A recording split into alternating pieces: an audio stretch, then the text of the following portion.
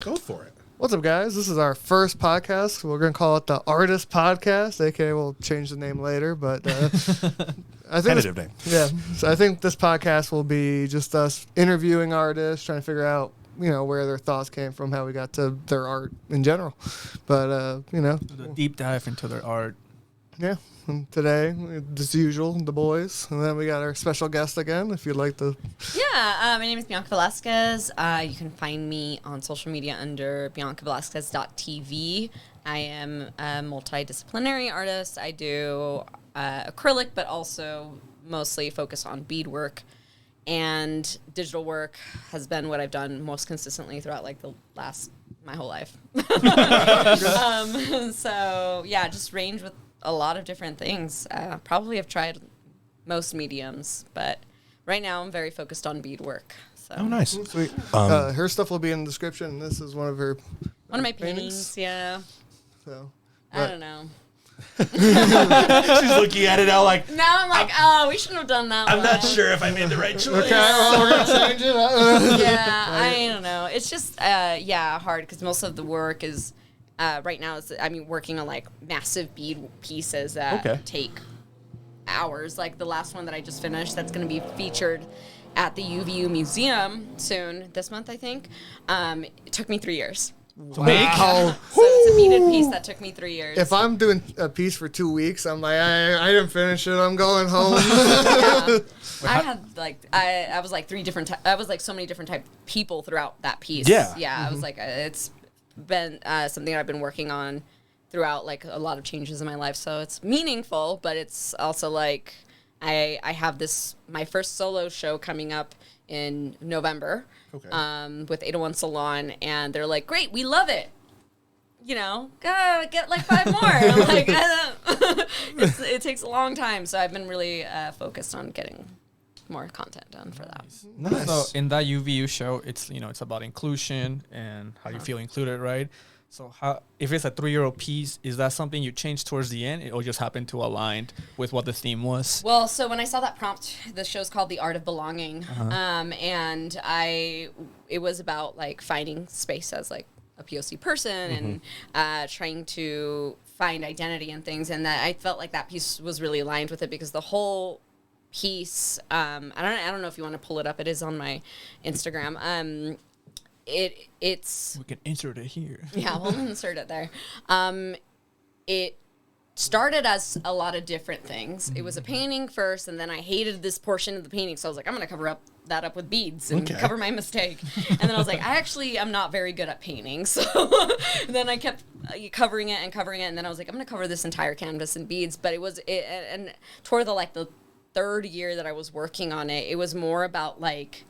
It was something where I can pour out my anxiety. It was therapeutic for me. So I'm just like, it's something that I can do that's repetitive enough and therapeutic enough where I can just process my thoughts through working on it. So it was kind of like therapy for me, is working on it. And so that piece, when working on it, it was a lot about negotiating space with the beads and like negotiating with like knots, and it was a lot of troubleshooting. And I think that for me at the end, I was like, this piece is really about like all the changes that I've been through in the last year, all the pieces of me that no longer exist, but now belong somewhere in the world, you know, and they immortalized on the canvas. It's immortalized on the canvas, exactly. So I'm guessing it did start as like a canvas painting, right? Just it was a canvas painting, yeah. Is it difficult to like thread stuff through like canvases and stuff like that? I mean, it's super easy to. We're very highly detailed. Because honestly, I would spend like an entire day on like a portion this size, and that was how I felt that day. That's what I was processing that day, and so yeah, it was just a way to kind of find space within that. And then, after I looked at it, I was like, I feel like my whole 20s was trying to manifest all of these things that I want to be. I want to be an artist. I want to be a musician. I want to be a podcaster. I want to be an editor of a magazine, and like trying to find space within myself to be able to fully do all those things. Because I think that is our 20s, right? We're trying to manifest these dream versions of ourselves, but we're also half-assing it because we're trying to do it all at once, and we don't have the experience yet to really do it.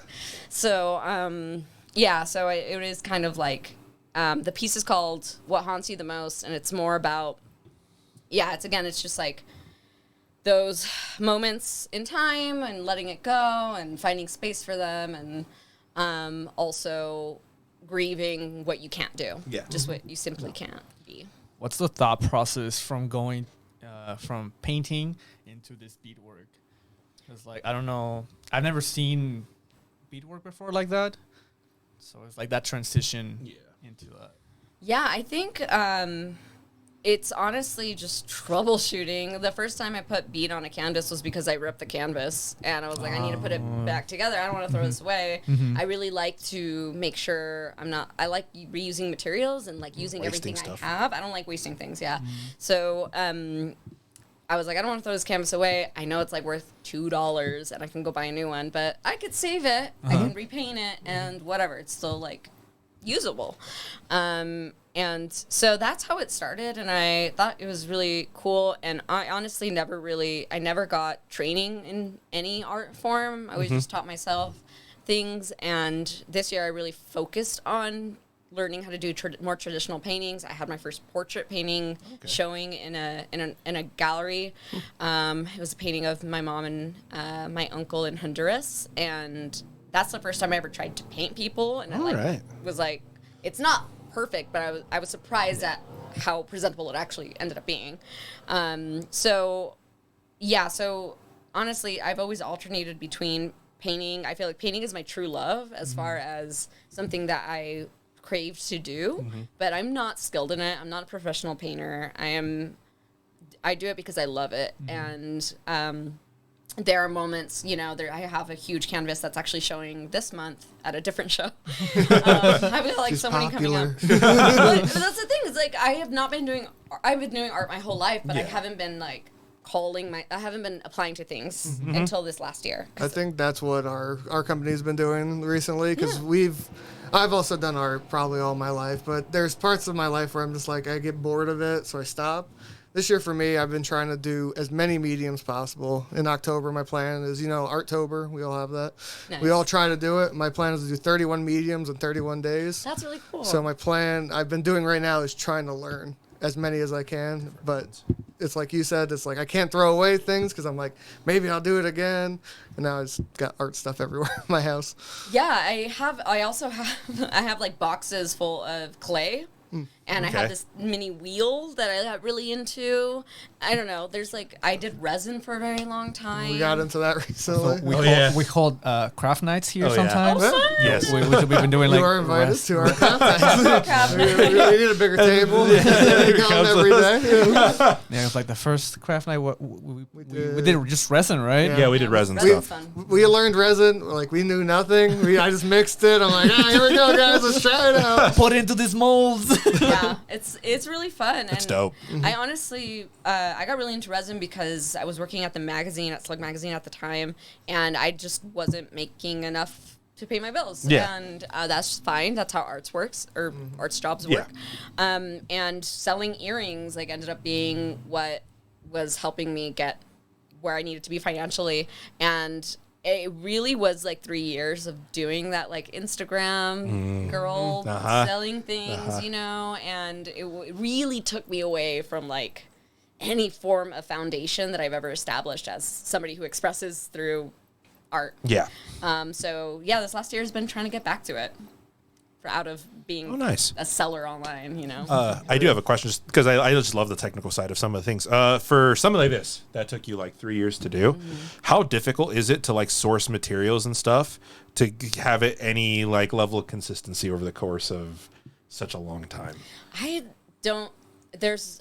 I don't like consistency. Okay. That's perfect. That's perfectly fine. And that's the thing. That's I don't part of have it. I don't have consistency in anything I make. Yeah. You know, and it all looks like it's all different people, and that's honestly something I struggle with because I know when you're supposed to be a professional artist, you're supposed to be recognizable and it's be like, oh, that's a piece by this person. Yeah. But I've let go of that years ago. You know, because the way I feel is not going to be consistent. No, of course. But as far as materials go, but I really respect people who can do that. Yeah, I think yeah, there's yeah. a lot of discipline in that I just simply do not have, and I don't want to force myself to do that because that's not natural That makes sense. It's to perfectly me. fine. But I wish I could. I feel like I would be a lot more successful if I could, but I cannot. But materials, honestly, the dollar store. Just go through like all of the beads. Yeah, they have beads at the dollar store. I mean, craft stores. I've gotten beads like from my mom that she gave me as a kid that I never used. Like again, like using things that I haven't used. And the thread is cotton thread from the dollars, you know, and it's, I think the value goes more in the time spent and the detail. But my friend actually, who does amazing beadwork, told me to do like a certain type of thread. It was called D thread, and then use beeswax to use that. And I'm gonna try that because I do like spend so much time goes wasted in me working on like a portion for like 3 hours, and then my thread gets knotted, and then I'm like, well, I have to cut this thread, and now I have to like just troubleshoot and that's part of the practice that I really enjoy is like you just have to be mindful. What is it, buddy? Dog. Hi, Bubby. You have to be really mindful of what you're doing because if you don't pay attention, you're gonna get a knot. Right. You know, Yeah, of like course. it really. Then that's where that therapy comes in. Yeah, the catharsis of the problem solving and stuff as you're like a puzzle in front of you. Yes. Yeah. Yeah. Exactly. I feel like that's what art is just like troubleshooting, and you're like, you know, this worked, this didn't work, and trying to find what works for you or what type of medium you like. Is this your favorite medium so far right now?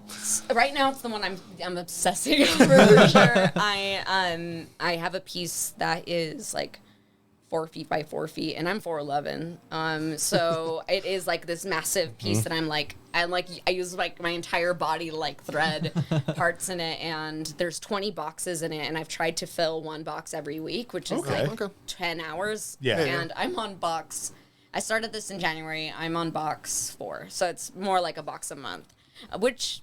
Still something. Yeah. You're moving Something. forward. I definitely set the bar high. And so hopefully I'm to have it done by my show in November. Oh, nice. Yeah. Good Very luck nice. on that one. From personal experience, when I like to paint, I just plan the general shape of it, and then the colors and like the textures that I add, they come as I go. Yeah. So for your piece that took 3 years and the beats, do you have like a certain plan already beforehand, or do you just kind of improvise as you go? The only plan I had was this one was the day that I did the border. And I was like, that would be a cool border. I'm going to do it. And then I did it. But it wasn't something that I think that's what I really liked about this piece is that every time I took time on it, spent time with it. Gus, come here.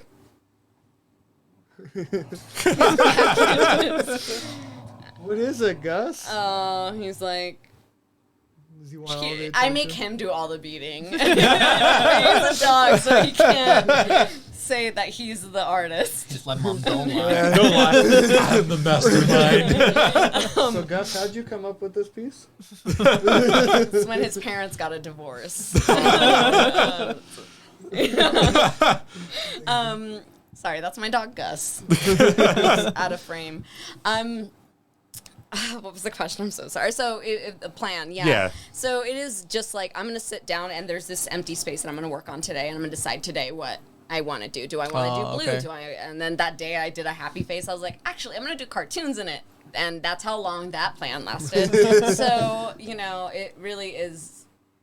The closer you look, the more like you see that there's just a lot of negotiation with like space and corrections, and even now I'm looking at that, and that bottom line fell off. This one right here. Yeah. So, and then in fixing that, I might have an idea like, I might like be like, oh, I can like do actually protrusions or like do some sort of 3D stuff with it. Yeah. So from what I understand is like when I do art, for me I have to have a cutoff. Like I'll draw it and I'll be like, okay, if I look at this, okay, that needs to be fixed, and then I'll fix it, and I'll be like, no, if I fix any more, I'm just gonna redo the whole thing. So in my head is like, this is my cutoff. Flip to the next page, and I'll start my next piece. The feature creep, right? Mm-hmm. Just because you want something to be perfect. Yeah. To a certain. And it's horrible when we're like, because we print out prints and stuff. You print them out, and you look at it, you're like, oh my god, I could have changed this. And then you just go, slap it up, and now you gotta sell it. I really respect artists that like are perfectionists in that way, because I'm not. Like I feel like I posted this and there's mistakes in it and I'm noticing them now, and I'm like, but that's just how it was. That's how it is, and that's how I felt that day, and that's just like what the product was. It's like having a kid. You can't like be like, the kid comes out and you can't be like, oh, don't like those eyebrows. Just put them back in, maybe another month. That's also like a nice mentality to have to a certain degree, right? Because I feel like there's a certain level of like inner anguish and stuff, knowing that nothing is exactly as you want it to be. But it is nice to have that release of like, it's done. It is what it is. That's what I made. This is great. Like, take it or leave it. Yeah, exactly. And I find like even with the bigger arts, at a certain point, like I do a lot of digital. I don't really paint much. Zooming in is a very bad habit for any painter or for any artist, because you learn, you're like, oh, you can see the pixels basically, and you're like, oh, I gotta fix that. You can't see that on a finished artwork, and you gotta realize at a certain point you can just step back, just look at it from the big picture, and then if someone's fine detailing everything, you're probably in the right. That person's like probably super perfectionistic, and you're like, they're projecting a different problem. I don't want to deal with it. Move on. And the reason someone's gonna fall in love with your work is not the perfectionism. Yeah, exactly. It's why they connect with it. Right. I was watching a Twitch streamer who draws, and one of the questions was like, how do you get your art to be like popular? He's like, what you want to do is basically you want something that pops your eye, that notices out of the corner, and then when you go in to look at it, that's when you can notice the details. So you want something that's bright, that will catch them, and then when they come in, you can be like, oh, this little, like you said, you have multiple areas of certain things, then you can point it out, and it becomes more I'm trying to think of the word, but there's a word. I think a lot more complex. Exactly. There you go. Thank you. I do like how, like in the modern day, I feel like with everything in social media and everything, it's a lot easier to find whatever niche of something that you enjoy, right? So obviously there's some people that prefer like maximalist design and super detailed. Some prefer more minimalist, and I do enjoy or do like nowadays that it's so much easier to just express the random shit that you have, right? And someone's gonna like it. Right? Someone's going to. If there's one person out there, they'll like it. I do feel like that is a certain sense of just like reassurance, right? With whatever you're doing, that you can just be like, yeah, I mean, someone will like this, right? I think I started getting more of a response to my work as soon as I let go of the idea of somebody liking it. Because then, I think was the bulk of my years of doing digital work, digital art. I was like, what's cool? What's sexy? Like, what can I draw that's going to be, like, edgy and that's going to, people are going to share on Instagram? And, like, I just produced so much trash. Like, it was just, like, so much bullshit content based off of, like, I want to increase my following and all that stuff. And as soon as I started, like, just doing it because I'm like, I want to go home and do this. Like, it's not because I'm like, I need to make a post today to keep the algorithm happy. That's when it started feeling better, and it started reminding me of like, oh, this is like what I felt when I was a kid and drawing cartoons, and as like someone who deals with social media and stuff and trying to like try to post as much as possible. I know a lot of artists normally get rid of their likes, like you can't see it at least, so you don't have to worry about like, oh, this post got 100, this post got 10.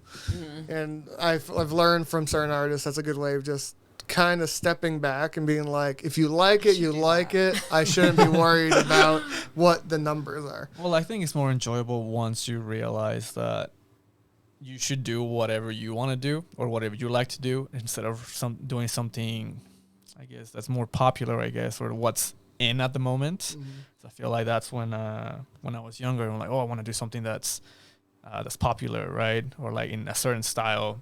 because that's what sells, right? But as I got older, I'm like, I want to do this piece because I like it. Whether it sells or whether people like it, it doesn't matter because I did this for myself. Yeah. So I think then art started becoming more enjoyable and more therapeutic, I guess. And he was like, I enjoy doing this for an extended period of time, and whether someone else likes it or not, it's my piece. Because I do feel like I don't know. Like most people have like a nose for just genuineness, right? And to be like, and that always comes through, right?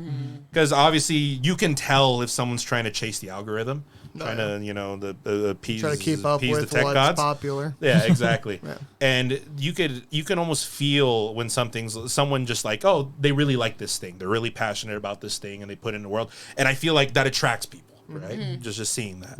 So, and I feel like it's just the way to go now that there's so much content, so much stuff. We're so oversaturated with people trying to sell their lives online and trying to sell that they're happy and that their lives are perfect.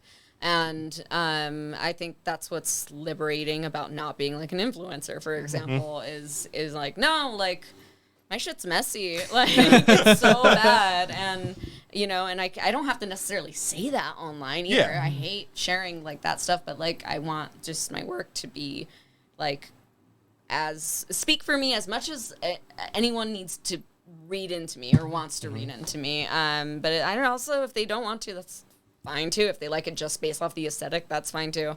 I'm not trying to sell it. Like, I stopped trying to sell things online too, and that was very liberating. And we're just like so overwhelmed with trying to monetize everything. Like, you get a hobby, and then you're like, "Oh, can I turn this into a small business?"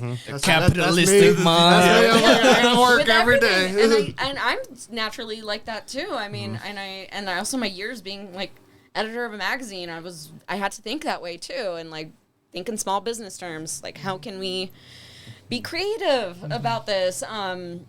And as soon as I let that go and started working for the government, man, I'm so free. No, really. My job is so not creative that I can go home and like just be honest. And like sometimes I'll start a painting and not finish it. Yeah. And that's fine, and I'll just paint over it and do it again. Well, that's the great thing about hobbies, right? Because I do feel, I mean, this is me. I know some people are like capable of like monetizing their hobbies or turning into like their job. But for me as a person, I always had the belief like the moment it becomes a job, you just hate it. You just grow to hate it. And I would hate for something I love to become that. Yeah. Right? Then you get another hobby. That's the point. Sure, That's man. Chaos mentality. That'll turn you into me. I have a whole art room with like unfinished things. See, in my head, because I have too many hobbies in this world. I just like any type of art I can do. But I work blue collar, so I'm always stuck, dealing with electrical stuff. Yeah. And I go home, and my art is my cool down. But what I've done is made my art obviously we monetize it, we try to make money off it, but it's still a cool down for me because when I don't want to do art, my other hobby, I play games. Yeah. I barely play games at all at this point. I maybe play an hour a week. So to me, if I stopped my blue collar and made my art my job, my hobby then would be this. Or I could work out again. Yeah. Oh, of course. There's so much I want to do. You're not cornered. Yeah. I'm so busy at this point that it's just impossible. I'm like the opposites because my work is very perfectionist based. It's like there's an extra line here, like this is too long. This is all my work. Oh my god! This is this incredible. stuff's his. Yeah, so we sell prints on Etsy. Yeah. Mine's not here. We didn't put any up for me. Yeah. You gotta. It's like only one kid gets their art on the fridge. It's his house. It's so his he house. gets Like it. that's his easel over there. This is where he on the paints. corner. So I'm just gonna put my iPad. We're gonna nail it to the wall. You gotta leave the prints here. Nah, that's too much work. We gotta make money on those, Bob. You're right. Sell them. But yeah, work is super perfectionist. Like, you're missing a letter here or whatever the fuck, and then going to painting, where it's that transition of like I want this to be perfect, how I pictured it in my mind, but also want it to be free flowing or like. Even if I fucked it up here, like it looks pretty okay. it's not bad. It's not bad. Yeah. Yeah, only you know. Yeah. And I do like that about like some of the prints that have come off of your work because I mean this is not my bash on digital art. I do like a bit of the imperfection in just physical media. You can also see like the globs, if that makes sense. Yeah. And it feels like it's love it. off a painting. Yeah. That's why, like, my favorite ones is probably like the Chainsaw Man, the red one behind you. We do like that And one. you can see on our prints like the thickness Man. of Yeah. the lines. I have only heard tale of Chainsaw Man, but enough That's all you tale. need to know. Yeah. Wait, the chainsaw, isn't it a dog? Yeah, There it's is- that thing right there. Oh yeah. There we go. It was that thing. When that came out, it consumed my life. I have like 10 pieces of just chainsaw. Yeah. The book, all of our art's downstairs in the book, and I'm like, fuck, We're at the con. I'm like trying to fish through all like the prints to give the people, and I'm like, there's all the Chainsaw Man ones. There's so many of them. Where are the other ones? Oh, they're buried somewhere. They're buried down here. And then our stickers are just everywhere. But like I said, one of the things that I've always been interested in, or at least for me, is I never credited myself as an artist for the longest time. I always thought in my head to become an artist, I either had to become popular or sell my art. So I didn't start feeling more artistic until probably maybe last year, the year before, when I first like sold stuff, when I realized people want to buy this, because I always thought my art was it's mid. You look at Instagram artists and they're 10,000, 100,000 followers, and they're like that piece over there by Boomslang. It's a beautiful piece of artwork, but I judge myself off of like I can't do that, so I guess I'm not an artist. But you just have to realize that no, you are. The perfectionism in your brain, you just have to get rid of it to tell you everything you do is artistic if you can put yourself into that. It's so hard. I really struggle with that title, and I think that's why I find solace in interviewing other artists, because I'm like, I feel comfortable calling that guy an artist, but I don't. I'm not gonna say anything about my stuff. Like when I'm interviewing other artists, it's just like it's so easy for me to see that in other people, but for myself, it's just like, well, I didn't go to art school. I taught myself everything off of YouTube. Yeah. I didn't have the resources as a child to foster anything. I would draw with Edgar. I think we would draw some weird emo shit. Yeah, we did. We would draw some weird emo shit. Like, and like for years, my content was Dark. just like me hanging from a tree. We I all was have fine. that. It was just at the 2000s. Mid 2000s teenage angst. You know, just Love it. XDR. We all have that. I love My Chemical Romance. Exactly. It was my entire personality, maybe. Razor blades. Also, a girl with long sleeves. Yeah. And just being like, just weird. Rawr. Yeah, Raw. little dinosaurs for some reason. Drawing yeah. dinosaurs all the time. Tim Burton's my favorite director. Quickly turned into Wes Anderson and Paul Thomas right. as we evolve. Yeah. Yeah, God. But yeah, it's just I look at that and I cringe and I'm like, I'm not an artist, but then also like I've been doing this my whole life. Yeah. Like in one way or another, that's how I express myself. And now recently, maybe I feel like I could do that because other people are calling me that, like because of galleries and exhibits and things like that. And it's also interesting because in my job when I was an editor, a big part of my job is to curate the art feature and to find artists and stuff like that. And secretly, sometimes I'd be like, my stuff's better than that. And I do that too? But I'm also like, it was really helpful because I was just like, okay, this person's being called an artist. Yeah. They're being featured, blah, blah, blah. And I'm like, I can do that. That was what our- defines art yeah. is such bullshit. That was Of course. That was my first realization into we can make money. At the cons? When we go to cons, and there's artists that are, we say, a little bit worse than us, or, we think is not great art compared to ours. And they're like, they're selling. Why can't I? Yeah. And you just got to realize your art's probably just as good as theirs, or their art's better, and you just have a flawed moment, or vice versa. You just have to just be like, you have to put yourself out there to realize To find your people, your audience. Yeah. People like you, and even if you have the weirdest shit out there that makes no sense to like the human eye, There's an audience there's for it. somebody out there that says that's the best piece of artwork I've ever seen in my life. On the same topic, though, it was our first convention last year. It was me and Eddie just kind of just sitting there, right? Oh, I missed And, it. and we have neighbors to our sides. Yeah.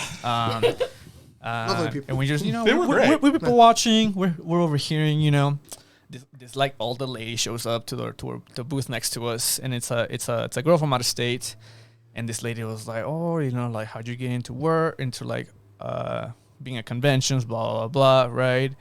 And then she was like, oh yeah, well I have a daughter, she's like 15, and like if you can do it, then so my daughter or whatever. But like it sounded so. My mom does this to me. It sounds so. What's the word I'm looking for? Like derogatory. Yeah. Oh. Like maybe it came from like a good place, but the way she said it was just so shitty. Yeah, you have to picture. She has no idea. You have to picture like stereotypical like Karen voice saying this to this person. And maybe they meant well, I don't know, but it sounded very like snobby. From what you guys said, because I wasn't there, I think it's the one time I left the booth.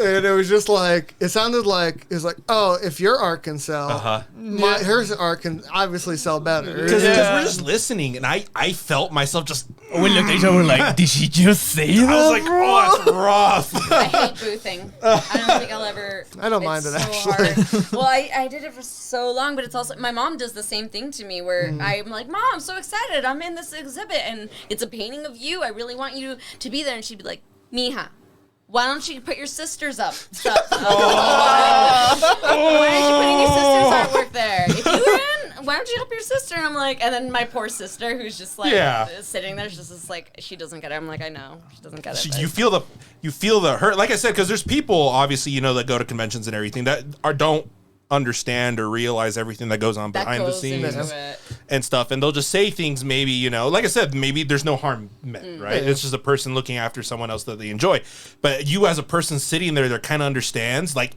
you're like, oh, that hurts. It hurts me a little Classic immigrant mom. Immigrant mom. I keep trying to get my dog, but he's teasing me. He's What like are you sitting next doing? to me, and then he knows. Yeah, He understands. So when did don't you use me for content. when did you start art? When did you realize you wanted to, I don't know, draw a painting? Did you have like something you first remember making that got you into it? I would draw in church. Yep. I would sit in sacrament and draw everything I saw. I'm sorry. And that's how I got it. I would play the dot game, tit-tac-toe. Yep. Yeah, there's all sorts of fun engagement entertainment while I receive the spirit from the Lord. But yeah, I would draw in church. That's what I remember, and I was just very into drawing what I saw, and I would get it really accurately, like seeing, like I would draw the steeple and like the details in the steeple, and like that was so fun for me is drawing detail, and that's one thing that is consistent within all of my work is that it is not like a simple object. It's very high detail, a lot of things going on, maybe confusing, I don't really like doing. And maybe, and honestly, I've been analyzing this recently because I've had more time to think because I work for the government. But I think it's because of it comes from insecurity, and that's why I fill my work with so many distracting things because I'm not very good at one thing. I'm kind of mediocre at a bunch of stuff. So I feel like if I make it really busy, no one can tell. And that's something I've been doing since I was like a kid. And honestly, I really like it. I like. Now at this point, I'm like, I can refine skills. I have the resources to refine my skills. I'm an adult. I can take classes now, and I have been. But interestingly enough, I spent like last year taking a lot of like technical classes, and I'm like, I'm already doing this. Like I already know like that the light source needs to come from one spot, and then the shadows will be, and then to have like that tone underneath skin. Like those are very intuitive already. So it's just, I don't know. I'm kind of figuring out. I don't know. I'm still like, should I go to art school? Like, I don't know. Because I've always and then you think about the education system as a whole and everything as it is now, and you're just like, and that's a big thing of why like I struggle with the artist title because there's people who went to school for it and like trained and I didn't do that. How many years have you gone to school? It's like I mean, zero. I don't know what you're gonna say. I was just say like I feel like art school kind of kills your creativity and just makes it very commercial. in my opinion. I also think to a certain degree, I mean, as someone who's worked in the trades for a long time, right? Because you have people that'll go to school and get licensing and stuff, and they don't hold a candle to a person that's just been there for a time with experience, right? And that's just the way it is. I think in any job that requires a certain level of craftsmanship, school is something. I mean, sure, you can learn a fundamental something, and maybe it helps you, right? Maybe it changes some things that you do, but there's nothing like going through just, what. It's the 10,000 hour analogy exactly. where you need to put your 10,000 hours to become a master, so-called. And I also feel like you probably find yourself better that way than going into this. Nowadays, I feel like it's an assembly line, going through like schooling and stuff like that. That's why I would like to, because I've only gone, like I did in high school, like one class. I got kicked out of the class because it was fucking loud and playing cards all the time. And I did it in college. I took one class, but then my major wasn't that, so it wasn't worth my time. Yeah. And same. I want to go back to not even college, but like you get those random like, oh, come here, pay $50, we give you all the crafts and materials, and we'll like teach workshop. you. Yeah. And I'd like to do more of those over these years, just to learn some fundamentals that I've never really picked up. Like, I never learned how to paint. My color theory is just trash. It's just like, oh, you know what, this color looks good. It might not work, but who cares? It worked for this moment in my eyes. Yeah. And I'd like to learn more. Yeah, me in general. too. Yeah. Yeah, I think so too, because I feel like there's some things that come naturally, right? That we gravitate towards. Life's like a magnet. School, whatever. That was a terrible analogy. Yeah, so I also want to learn, because I feel like I'm not doing it right unless I know the right way to do it. But there is no right way to do it, and that's a lie. See, that's a lie based off of capitalism and the I have the same. My brain is more logical than artistic. I've always been trying to change it. And for me, it's I don't think I have an art style personally. Like I haven't refined it to say this is my art style. And trying to discover that recently is definitely something interesting that I never thought I had to figure out. I am really cursed by being a type A person and also being a creative. Like it really does fuck me up. Sorry, I don't know. Can I say that? Yeah, we swear this whole time we're good. Just no fucking cursing. We should be fine. Thank you. You're wrong. No, I'm very cursed by that, because that's another thing is like my career and schooling and everything. I was like, I got to do something that's like the type A side of myself, because the creative side is not going to do anything. And so I ended up doing the things I really wanted to do, which is being an editor of a magazine, all that stuff. But the whole time I'm just like, damn, I'm really covering all the people, and I wish I was doing what they were doing. So I don't think there is a right choice. Personalities are all different. You know? I'm also an extrovert introvert, which makes no sense to me. Ambivert. Yeah. I'm like, it's so scary to go outside, but I love it when I'm out there. Yeah, I'm the opposite. I'm probably more introverted than extroverted, but like when I'm out at cons or talking to people, I'm like, oh, I want to talk to this person. But then I go home, I want to talk to people for the next 3 weeks. I will stay in for weeks and just be like, the idea of going out, I'll never do that again. But yeah, no, it's people are complex. It's not that simple. So and also I don't think there's one way to do life. I think another thing is that we're taught that you need to figure out what you're supposed to do early in life and then do that for the rest of your life. That's a lie. You can be an artist for 20 years, awesome career, do everything you want to do, and then go become a lawyer. So that's what I've learned, because we've been electrician. I've been at least electrician almost 10 years, and I've been trying to get not out of it fully, because it's like I make too much money to say no. Yeah. It's like at this point I want to break, but what do I just quit my job, take a year hiatus to try to do my goal, but then I lose on money, and then it's like trying to balance it where I'm just at this point I do everything and then have no free time. Yeah, I mean, I've had times like that too, where it's like wake up at 6 and pour some resin and make some earrings and record a YouTube video for my how-to channel, and then go to work and then come. I've had years of that, and it was very fulfilling. And now I'm like, I couldn't be paid to do that again. And I'm still, even now, I've cut back on so many responsibilities, and I'm still doing more than most. I don't know. I think there's just, life is long. There's time for you to take that year, but if you don't feel like it's now, then don't do it now. Do it when you feel like you're ready, and but you don't have to be quit 20 right now. to do that. It's true. Yeah. Like, it's So just weird. that's just a lot hard like lifestyle as becoming an artist later in life because I have a great grounding. I know if I stay in this career, I'll survive without an issue in life. Yeah. But if I quit It's right not going now, anywhere. you're in not darkness. Yeah. Yeah. You don't know what you could just be poor the next day and I'm homeless. All great. Yeah.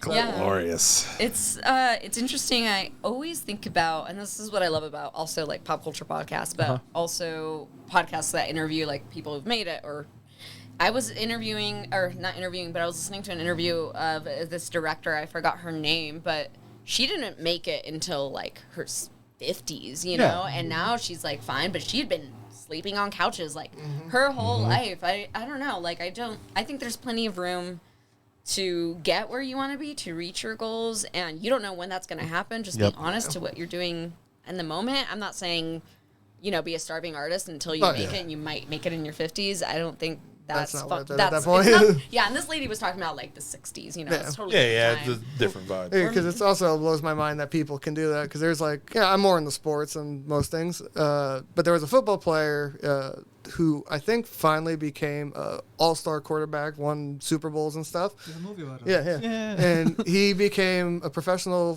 football player at 32. And most people in football have retired By that. or, you know, has to a forced retirement. So to see someone that age, watching that film made me realize, I'm not stuck in this life forever. I can do what I want. You take like the whole Stan Lee thing, where because it's always the thing that comes up, right? Where he didn't make Spider-Man until he was like 40, and before that he was barely getting crumbs on any illustration job that he did until he created this thing, and now he's his household name, right? So You got some artists who the shame is they die before they become famous.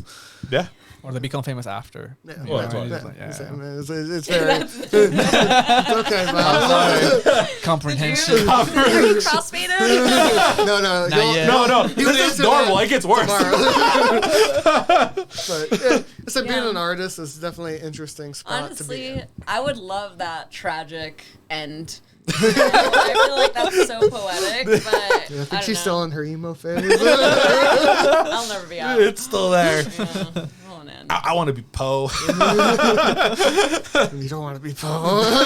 like Van Gogh. How did you feel when you sold, I guess, your first piece or you got your first show? I always, honestly, there's been too many times where I gotten offers and I'm like, they're doing this for like social stuff. It's not because I'm good.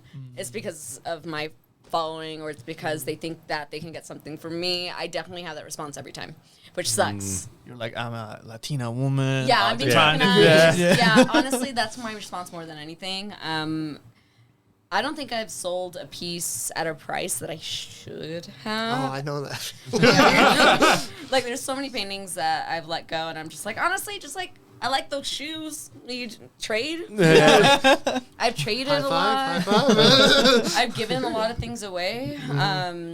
There was one time where I sold 2 paintings in one day, and I was like, "Are you sure? Like, I'll just like give you the other one for, you know." Yeah. I don't Two know. for one. It's the imposter Yeah. syndrome. Maybe. It's the my shit isn't good Yeah. that you always tell yourself. It's always funny because my dad was kind of an artist. Like he still gives me shit because I didn't really draw. Like I drew all my life, but he was like, "I'll teach you." I'm like, as a kid, you're like, "No, I don't want your stuff. I'll learn it my own way." I wish I learned from him because he's pretty good. But he's always helped me out with understanding how to price yourself.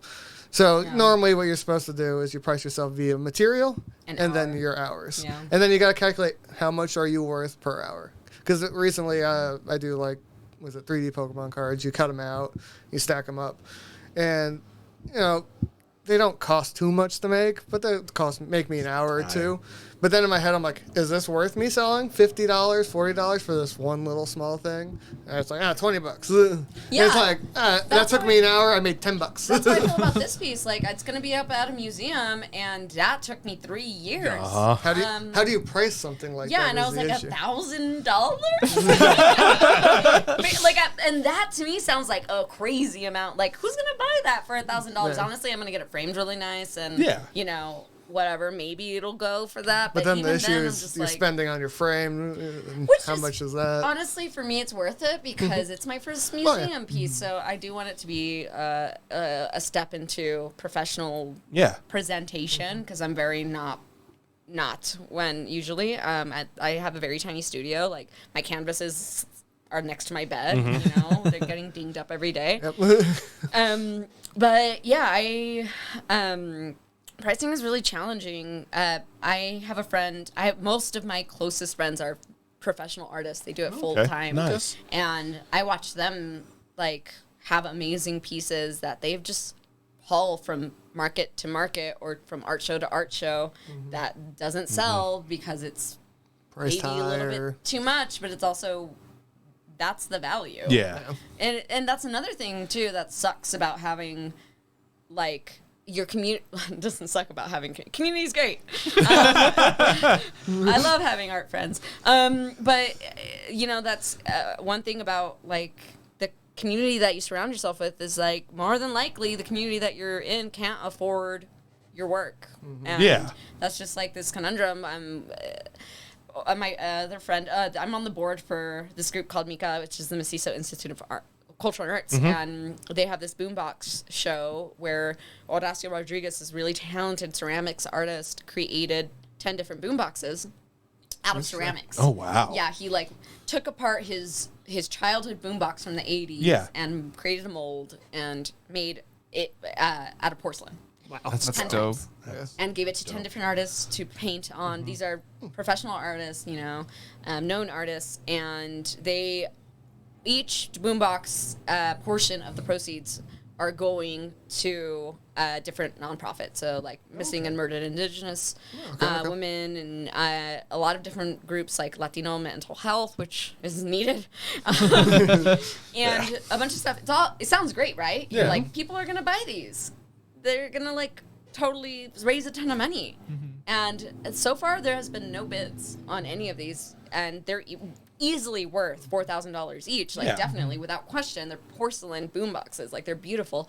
But the people who know about it, who are surrounding, who are visiting the show, who are going to the events, like Can't can't afford afford it. Yeah. Right. You know, it's like the Park City people that like need to come down and buy, or like donors and things like that. So it's interesting. I always feel like that art is in general hard to push. I would think because I don't fine art. I've gotten a lot of museums. Fine art, or even modern art, I should say, is very hard to sell. I would think because you go to museums and you'll see like a price point, 1,000 to even 10 grand for something small or not even crazy, and you're like, someone buys this or someone may buy this, and you're like, how do you find those people? They just like. I think at that point when people are buying work for that easily, that's being advertised, you're buying the name. Yeah, Yeah. It's not because you're like connecting with the piece of something. artwork. I think Status when that symbol. happens is when you're at a museum or an art show and you're like, I need to take this piece home. Or you'll have an actor present a blank canvas and it goes for like 20 grand. Like it's like when you have art Yeah. appreciators or whatever. I'm like, oh yeah, this is worth $10,000, and you're like, what? You're like, I'm pretty sure that piece is better than that blank canvas. Well, yeah, at that point it's just notoriety. Yes, People of course. collect- Yeah. And Of course. people collecting Yeah. at that point. Which, I've seen some people get to that point, and that's fuck yeah. Cool. Awesome. Amazing. Yeah, that's the dream. Yeah. So, Seems like if I need to get there, a lot of cocaine. yeah, we need to bring Cocaine Bear on the team. Cocaine sloth. That would sell. Like, if Yeah. you gave cocaine to an animal and had the animal make art, that people would be like, yes. Of course it would. How much? You would have two different things. You'd automatically get canceled, and you'd make millions of And dollars. be famous. Yeah. I'm not afraid of cancellation. No. Yeah, and you come out and everyone would be like, it's avant-garde and all this other crazy buzzwords It's like, you can how throw are you gonna be around. talking about this though? Yeah. Yeah, exactly. You're right. I say you pull a John Green. You show up to a concert, you sit at a piano, and you don't play shit. For 5 minutes. But any source of like news about you, good, bad, is good news. That's the Yeah. issue in this world. As a journalist, I cannot deny that statement. One thing too is that what haunts me is that I'm also like a natural prankster. Like I want to prank people, and I think there's part of the art world that is silly, and dumb, of and I course. just want to like fuck with it, and I just like part of me just like I was like I want to climb all the way to the top to just make bullshit art, but that's terrible. I shouldn't say that. Well, I mean, it's not like there isn't a place for it, right? You take like the whole incident. The banana. No, there's the banana, and then you have like the Banksy painting at Sotheby's that shredded itself afterwards and stuff like that. I mean, there's obviously a place for things like that. Yeah. I love the museum that has that ATM machine, and then it has the scoreboard of who has the most money after you use it. Amazing. Is that real? Yeah. It's great. I bet you I can get the highest score. Here we go. Or like I really love. There's a lot of grotesque art lately that I really love. And they're just more like it's like kind of just like there's just worms and stuff, and like but they also have smiley faces, and it's almost cartoonish and in that way. And I really gravitate towards that just because it's really you can tell the artist is spending hours and technique and all of that, but instead of making something beautiful, they're making something grotesque that like what does it really mean? You know, it's more of the artist being like I am exercising my skills in a different way to fulfill something. I don't know, create something that isn't. Well, I mean, it's like, a video previous, right? We talked about Cocaine Bear, but if you think about like the makeup artists and stuff that go into making like these B movies and the gore and everything, you're like, that's an art. That's fucking dope. But it's like this film that's going to be panned and shit upon and all this other stuff. And you're like, a lot of people put a lot of effort in this. Yes. But, which it's shitty because you understand that. But then at the same time, you're like, in some cases, you're just like, fuck, man, this wasn't it. Which hurts. When I hate a movie, I have to convince myself that everybody that was part of it are bad people, and that's why I'm allowed to hate it because they suck and they didn't put all their money into it. Yeah, exactly.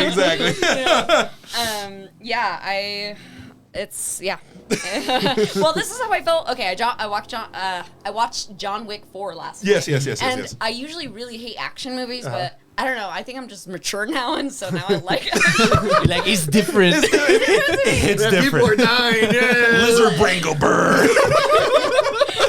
I think, I was like, I used to be like, action movie, that's for dumb people who wants their brain to just be stimulated. Yeah.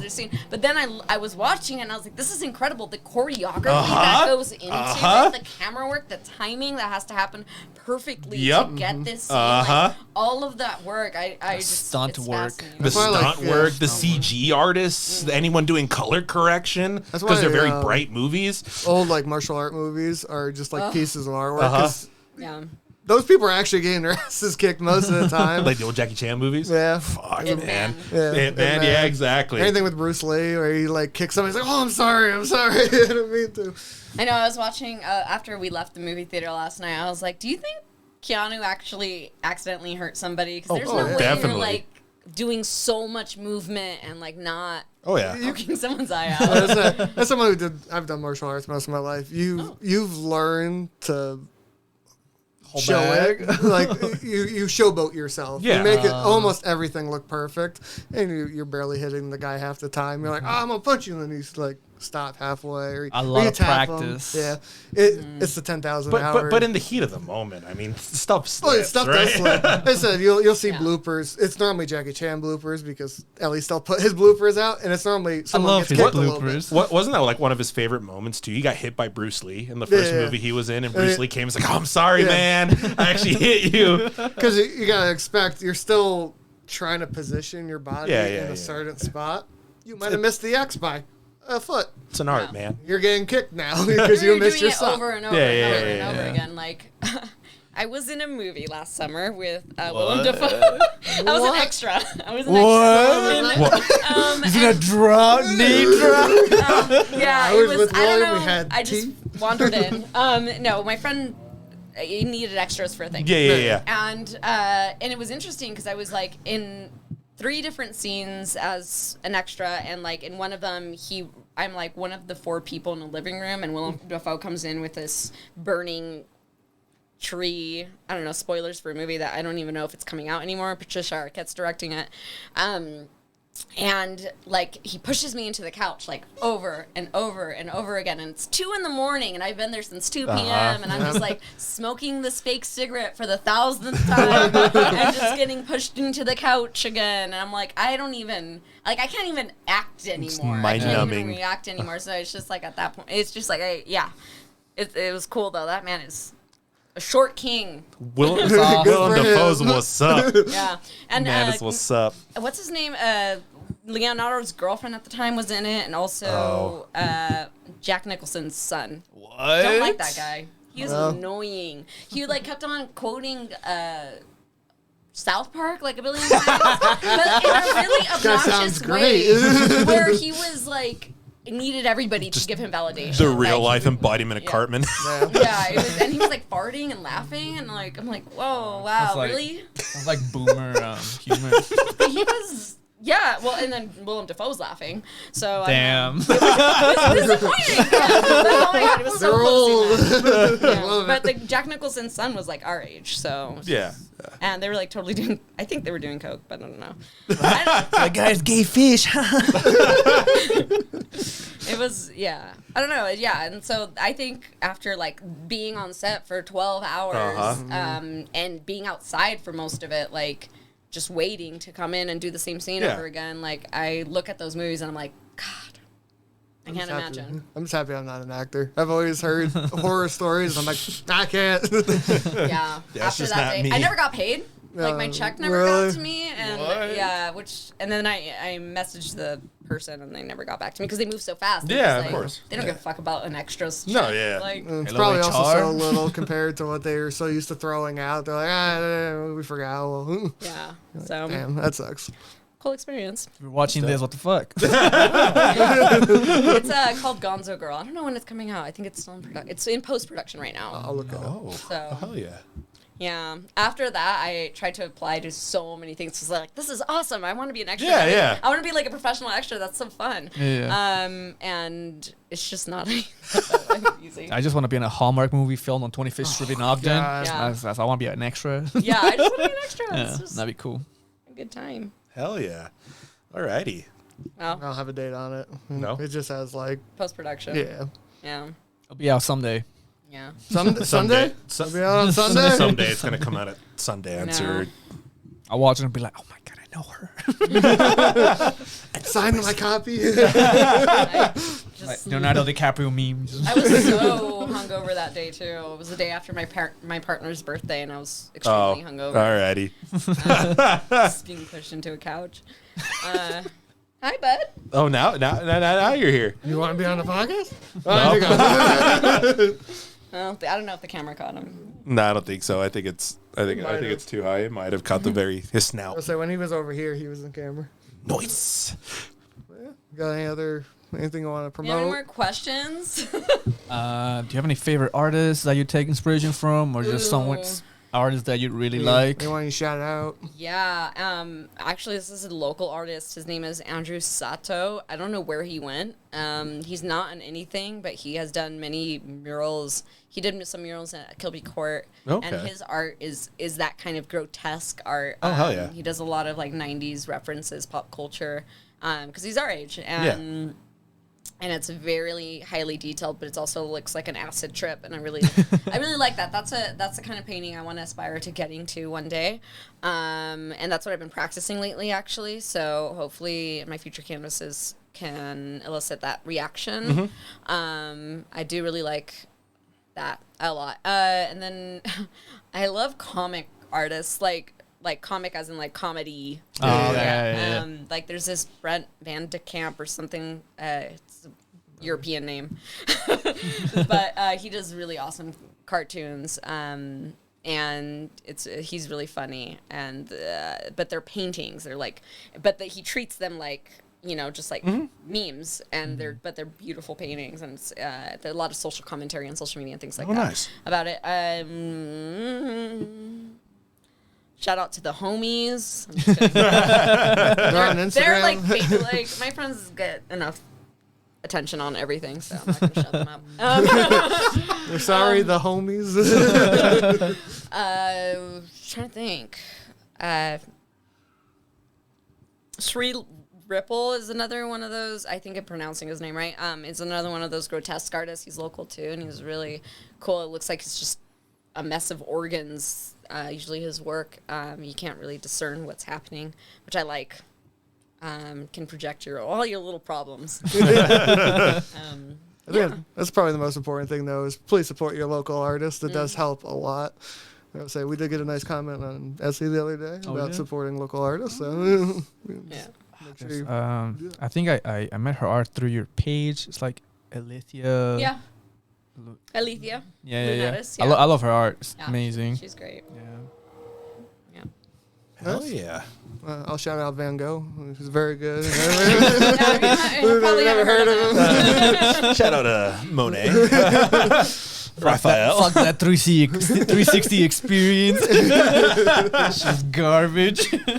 Oh, the Leonardo. Well, thank you for being on, and thank you for being our first guest on Artist Something Podcast. Sorry, I will say, for everybody watching, a great way to support like local POC artists is going through Sister SLC. Okay. They're a collective that really highlight and when I say shout out to the homies, that's basically that group. Oh, okay. so go through Sister SLC. There's many amazing artists that they uplift and amplify.